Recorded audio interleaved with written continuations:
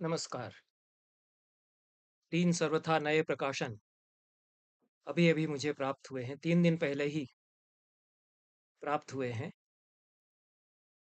पहली पुस्तक तुलसी के मानस का मर्म है। इस पुस्तक के प्रणेता आचार्य गोकुल प्रसाद त्रिपाठी हैं, स्वर्गीय आचार्य गोकुल प्रसाद त्रिपाठी हैं। यह उनके द्वारा अपने जीवन के अंतिम वर्षों में तुलसी के रामचरितमानस पर लिखे गए स्फुट निबंधों का संकलन है, जिसका संपादन मेरे द्वारा किया गया है। इस पुस्तक का प्रकाशन वाणी प्रकाशन भोपाल के द्वारा किया गया है।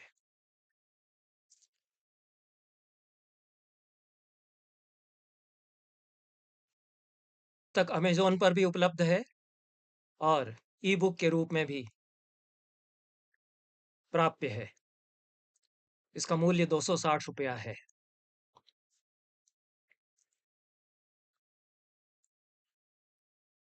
इस पुस्तक में कुल 19 निबंध हैं। सभी का विषय तुलसीदास और रामचरितमानस के विविध पक्ष हैं। रामचरितमानस में भक्ति, मानस और गीता, इस पर 2 निबंध हैं। रामचरितमानस और भागवत, रामचरितमानस और रघुवंश, रामचरितमानस और रघुवंश की सांस्कृतिक समस्वरता, रामचरितमानस और गायत्री मंत्र, रामचरितमानस और हनुमान नाटक, मानस में विकलांग पात्रों की भूमिका, श्री रामचरित, श्री राम और आधुनिक संदर्भ, योजन और रामचरितमानस, तुलसीदास हिंदू समाज के पथ भ्रष्टक या सर्वश्रेष्ठ पथ प्रदर्शक, उनके प्रति जिन्हें तुलसीदास रास नहीं आते, तुलसीदास के निंदकों से गुपुत मत, मानस में दीर्घ जीवन की कुंजी, रामचरितमानस और शिक्षा, रामचरितमानस में आदर्श शिक्षार्थी, तुलसी की साहित्य शास्त्र को नई देन, नीति रस और मानस में पुरुषार्थ चतुष्टय, इतने विषयों पर 19 निबंध इस पुस्तक में हैं और बहुत बड़ा व्रत आचार्य गोकुल प्रसाद त्रिपाठी के चिंतन और अध्ययन और मनन का इनसे सामने आता है। अपना सारा जीवन उन्होंने श्रीमद् भागवत, श्रीमद् भगवत गीता और रामचरितमानस के अध्ययन में लगाया और इन तीनों ग्रंथों पर उनका अच्छा अधिकार भी रहा है। कितने सारे विषयों का विराट वृत्त उन्होंने इनमें समेटा है इन निबंधों में, यह हम देखते हैं कि एक पक्ष तो इस पुस्तक का रामचरितमानस का संस्कृत साहित्य के संदर्भ में तारतमिक विवेचन है। संस्कृत के कालजयी ग्रंथों से तुलसी ने कहाँ-कहाँ कितनी छायाएं ली हैं और तुलसी का अपना वैशिष्ट्य उनमें क्या है। रामचरितमानस और श्रीमद् भागवत दोनों ग्रंथों का तुलनात्मक जो अध्ययन एक निबंध में प्रस्तुत किया गया है, तो ऐसे अनेक अंश तो उद्धृत किए ही गए हैं जो कि सीधे-सीधे रामचरितमानस में श्रीमद् भागवत के प्रभाव से शब्दावली, पदावली और भावाभिव्यक्तियां स्वीकार करते हुए आए हैं। पर जो चिंतन प्रवाह है, उसकी दृष्टि से नैकट्य और तारतमिक विशेष भी दोनों ग्रंथों का आचार्य त्रिपाठी प्रकट करते हैं। यह एक शोधकर्ता की दृष्टि से, एक विद्वान की दृष्टि से इस प्रकार के उनके जो लगभग 5 निबंध इसमें हैं, वे विद्वानों के लिए बहुत उपयोगी हैं। रामचरितमानस और रघुवंश का तुलनात्मक अध्ययन उन्होंने किया है। अनेक रघुवंश के श्लोकों की छायाएं किस प्रकार से रामचरितमानस में हैं, प्रसंग किस प्रकार से समान हैं, यह भी वे दिखाते हैं और कालिदास और तुलसीदास दोनों के परिप्रेक्ष्य में जो अंतर है, सूक्ष्म अंतर है, जो सांस्कृतिक दृष्टि से दोनों के व्रत अलग-अलग हो जाते हैं, उन पर भी विचार करते हैं और समस्वरता जो दोनों ग्रंथों में है, उस पर भी विचार करते हैं। इसी प्रकार से रामचरितमानस और हनुमान नाटक, इनका भी तुलनात्मक अध्ययन किया गया है और कुछ निबंध आध्यात्मिक और धार्मिक पक्षों को उद्घाटित करते हैं रामचरितमानस के, जैसे रामचरितमानस और गायत्री मंत्र है या गुपुत मत है, जिनमें कि गूढ़ रहस्यों का उद्घाटन अध्यात्म पथ के पथिकों की दृष्टि से किया गया है। अनेक निबंध इसमें समाज शास्त्रीय दृष्टि से और समकालीन समाज आधुनिक जीवन के प्रवाह की दृष्टि से विरचित हैं। समकालीन समाज को, युवजनों को उद्बोधित करते हुए वहाँ दिखाई देते हैं निबंधकार। और अनेक निबंधों में मौलिक चिंतन सामने आता है, जैसे तुलसी का साहित्य शास्त्र को योगदान नीति रस के संदर्भ में, या रामचरितमानस में पुरुषार्थ चतुष्टय। कुल मिलाकर के रामचरितमानस के अध्येताओं के लिए, तुलसी साहित्य के अध्येताओं के लिए यह एक उपयोगी प्रकाशन है। और कुछ अंश में संपादक की भूमिका से पढ़ देता हूँ। श्रीमद् भागवत गीता, रामकथा, उपनिषद और अरविंद दर्शन को आचार्य त्रिपाठी जी ने अपने जीवन, चिंतन और आचरण में आत्मसात कर लिया था। मनस्येकम वचस्येकम कर्मण्येकम महात्मनाम। इस उक्ति के अनुसार वे ऐसे संत या महात्मा थे जिन्होंने मन, वचन और कर्म में एक रूपता का निर्वाह किया। यह एक रूपता उनके द्वारा रचित साहित्य में भी प्रतिबिंबित हुई है। इसके साथ ही वे गीता, भागवत व रामचरितमानस पर मर्मज्ञ प्रवचनकार के रूप में भी प्रतिष्ठित हुए। उनका अधिकांश साहित्य इन तीन ग्रंथों के विषय में है या इनसे प्रभावित है। इन तीनों में भी तुलसी और उनका रामचरितमानस उनके हृदय में सदा विराजते थे। तुलसी के दर्शन और संदेश को उनके रामचरितमानस विषयक निबंध बहुत पारदर्शिता के साथ प्रस्तुत करते हैं। भक्ति का वास्तविक स्वरूप जिस प्रकार से इन निबंधों में स्पष्ट किया गया है, वह आंखें खोलने वाला है। भक्ति के नाम पर होने वाले पाखंड और आडंबर का बहुत सटीक रूप में उन्होंने प्रतिवाद किया है। रामचरितमानस और श्रीमद् भागवत तथा रामचरितमानस और रघुवंश इत्यादि निबंधों में संस्कृत साहित्य का उनका गहन अध्ययन प्रकट हुआ है तथा ये निबंध तुलसी को एक समग्र दृष्टि के साथ में प्रस्तुत करते हैं। आचार्य त्रिपाठी के अनुसार तुलसी के राम परात्पर ब्रह्म और राम कथा उनके दिव्य जन्म कर्मों का दर्शन है और भागवत योजना का आत्मीकरण है। आचार्य त्रिपाठी की समाज चिंता और नवयुग निर्माण की आकांक्षा भी इन निबंधों में प्रकट हुई है। दूसरी जो पुस्तक आचार्य गोकुल प्रसाद त्रिपाठी की ही अभी अभी प्राप्त हुई है, वह अभिनव सतसई है। यह सतसई काव्य परंपरा में 700 दोहों का 708 दोहे कुल हैं, उनका संकलन है। समय समय पर इन दोहों की रचना वे करते रहे और उनके निधन के पश्चात ये प्रकाशित किए गए थे। पहला संस्करण 2011 में, दूसरा संस्करण इस वर्ष इस सप्ताह प्रकाशित हुआ है। इसके भी प्रकाशक वाणी प्रकाशन भोपाल हैं और यह पुस्तक भी अमेजोन पर प्राप्य हो सकती है तथा ई बुक के रूप में भी वाणी प्रकाशन से प्राप्त हो सकती है। 300 रुपया इस पुस्तक का मूल्य है। प्रथम संस्करण के बाद इस पुस्तक के संशोधित नवीन संस्करण की आवश्यकता अनुभव की जा रही थी। कहीं कहीं पाठ्यक्रम में भी यह निर्धारित हुई और इस पुस्तक का संपादन मेरे द्वारा और डॉक्टर सत्यवती त्रिपाठी के द्वारा किया गया है। यह नवीन संस्करण अनेक दृष्टियों से बहुत उपयोगी है, क्योंकि इसमें पूरी अभिनव सतसई को पुनः पाठ संशोधन के साथ तो प्रकाशित किया ही गया है। कठिन शब्दों के जो अर्थ हैं वे भी परिब्रह्मित रूप में दे दिए गए हैं, परंतु अभिनव सतसई के विषय में देश के प्रतिष्ठित कतिपय विद्वानों और समीक्षकों के लेखों का संकलन इसके दूसरे खंड में कर दिया गया है। इनमें विजय बहादुर सिंह, अभिराज राजेंद्र मिश्र, रमाकांत शुक्ल, आजाद मिश्र मधुकर, सत्यवती त्रिपाठी और अर्चना दुबे के लेख अभिनव सतसई के विभिन्न पक्षों को उद्घाटित करते हैं और किस प्रकार से एक सतसई काव्य का अध्ययन किया जा सकता है, इसकी समीक्षा दृष्टि के साथ, काव्य बोध के साथ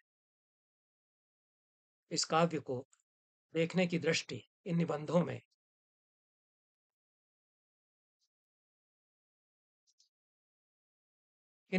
में प्रतिफलित हुई है।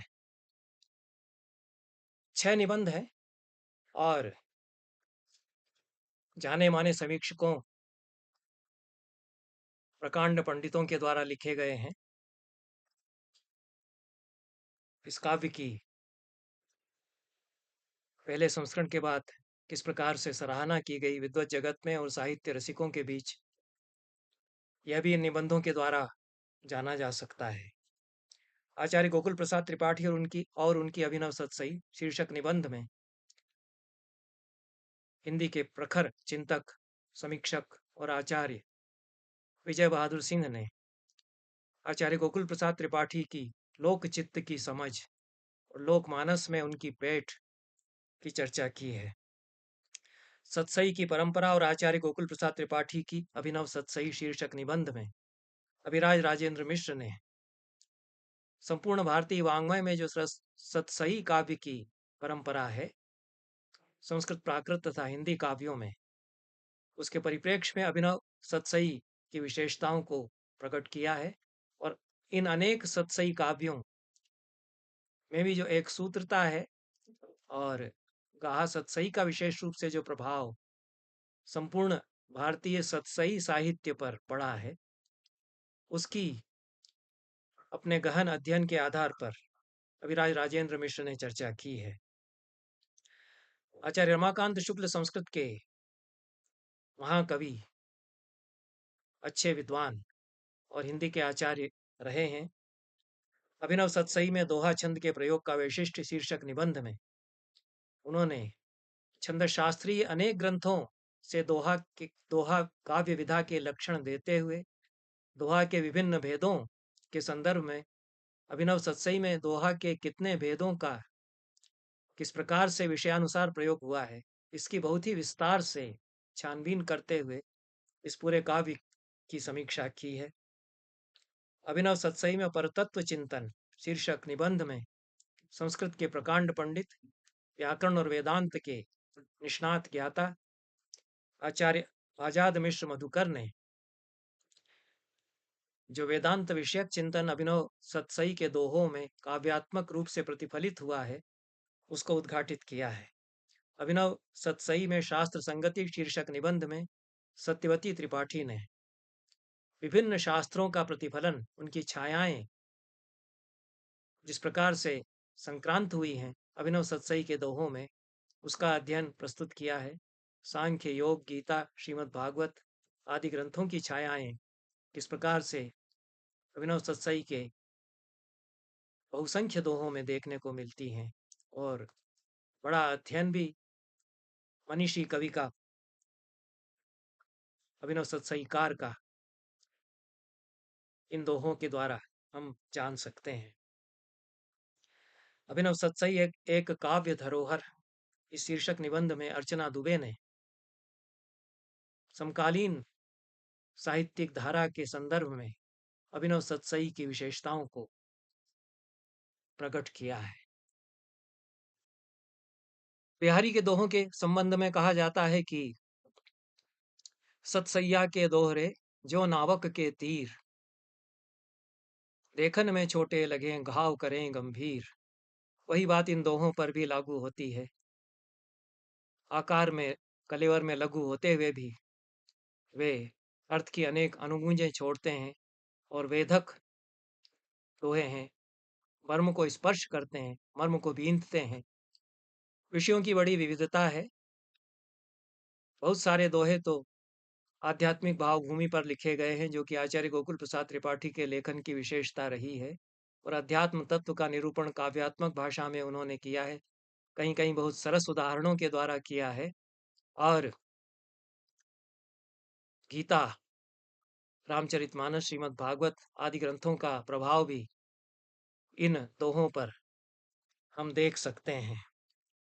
सरस उदाहरणों के द्वारा, दृष्टांतों के द्वारा निगूढ़ तत्वों की व्याख्या करना इन दोहों की विशेषता है।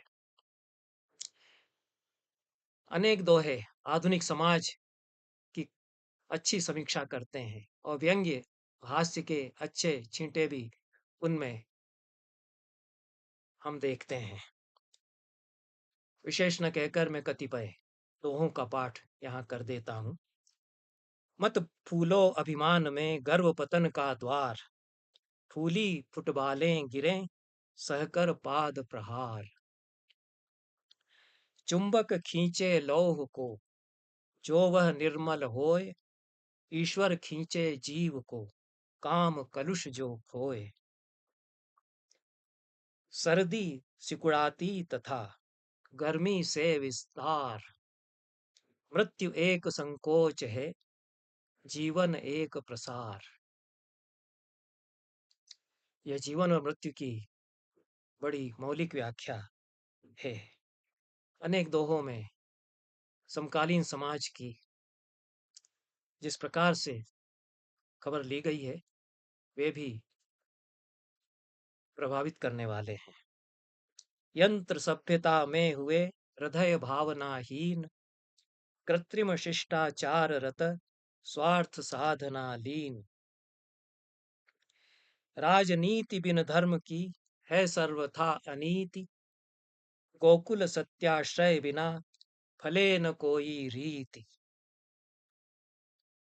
सत्य छोड़ मत पत्र ही है जिनका आराध्य, सत शासन उनके लिए गोकुल है दुस्साध्य। अनेक दोहों में कविता के संबंध में विचार हैं, सौंदर्य के संबंध में विचार हैं, काव्य सृष्टि और कविता दृष्टि को भी प्रकट किया गया है। बिना प्रेरणा काव्य की रचना त्यों ही व्यर्थ, अग्नि बिना ज्यों भस्म में हवन कर्म असमर्थ। तीसरी पुस्तक हिंदी के जाने माने कवि बोधिसत्व की है और ये महाभारत पर है। महाभारत यथार्थ कथा इस शीर्षक से पुस्तक है। यह भी अभी अभी प्रकाशित होकर के मेरे पास आई है। वाणी प्रकाशन दिल्ली ने इसको प्रकाशित किया है। वाणी प्रकाशन भोपाल अलग है, जिनके दो प्रकाशकों की मैंने चर्चा अभी अभी की। यह पुस्तक वाणी प्रकाशन से प्रकाशित हुई है। महाभारत का अध्ययन इसमें प्रतिफलित हुआ है बोधिसत्व का। अन्य जो महाभारत पर लिखने वाले हमारे समय के श्रेष्ठ विद्वज्जन हैं, उनकी किताबों का अच्छा अध्ययन किया है। वासुदेव शरण अग्रवाल, पंडित विद्यानिवास मिश्र, डॉक्टर बच्चन सिंह आदि, और उनको यह समर्पित भी की गई है। इस पुस्तक में महाभारत के सत्य की छानबीन की गई है और यह बताया गया है कि जिसे महाभारत का सत्य समझा जाता है वह अर्ध सत्य है और शेष अर्ध सत्य की कथा बोधिसत्व कहते हैं। तो जो बोधिसत्व कहते हैं वह भी पूर्ण सत्य नहीं है और जिसकी छानबीन वो करते हैं उसको तो वे उसके विषय में तो वे बताते ही हैं कि वह पूर्ण सत्य नहीं है। विशेष न कहकर के इसमें जो निबंध हैं, इसके 18 अध्यायों में, महाभारत में 18 पर्व हैं और इसमें 18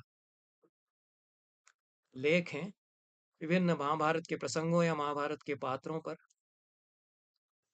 तो उनके शीर्षक मैं पढ़ देता हूँ, उससे ही समझा जा सकता है कि बोधिसत्व महाभारत के सत्य की छानबीन किस प्रकार से कर रहे हैं। भीम की वीरता और अपराजेयता का अर्ध सत्य, पांडवों कुंती की धर्मशीलता का अर्ध सत्य, भीम द्वारा दुशासन के रक्तपान का अर्ध सत्य, दुशासन के अनाचारी होने का अर्ध सत्य, शिखंडी पूर्ण पुरुष अथवा अर्ध नारी, द्वारका की अजेयता का अर्ध सत्य, महाभारत का महानायक कौन है, भीम या अर्जुन, कृष्ण को दिए गांधारी के शाप और यदुवंश के विनाश का अर्ध सत्य, कर्ण की दानवीरता का अर्ध सत्य, दुर्योधन को द्रौपदी द्वारा अंधे का पुत्र अंधा कहने का अर्ध सत्य, शापित सुखी अश्वत्थामा की अमरता, महाभारत में दल बदल, भरतवंश में ज्येष्ठ पुत्र के उत्तराधिकारी होने का अर्ध सत्य, कर्ण की सूतपुत्र होने की अपेक्षा का अर्ध सत्य, कर्ण की सूतपुत्र होने से अपेक्षा उपेक्षा का अर्ध सत्य, महाभारत के युद्ध में नियमों का अर्ध सत्य, बलराम की निरपेक्षता का अर्ध सत्य, महाभारत में दिव्य दृष्टियां, तथा अंतिम युधिष्ठिर के धर्मराज रूप का अर्ध सत्य। कतिपय परिशिष्ट भी हैं जिनमें कि लोक कथाएं, नीति कथाएं और कुछ प्रसंगों को आधुनिक कवि रविन्द्रनाथ टैगोर जैसे आधुनिक कवि ने जिस प्रकार से प्रस्तुत किया है उसकी चर्चा की गई है।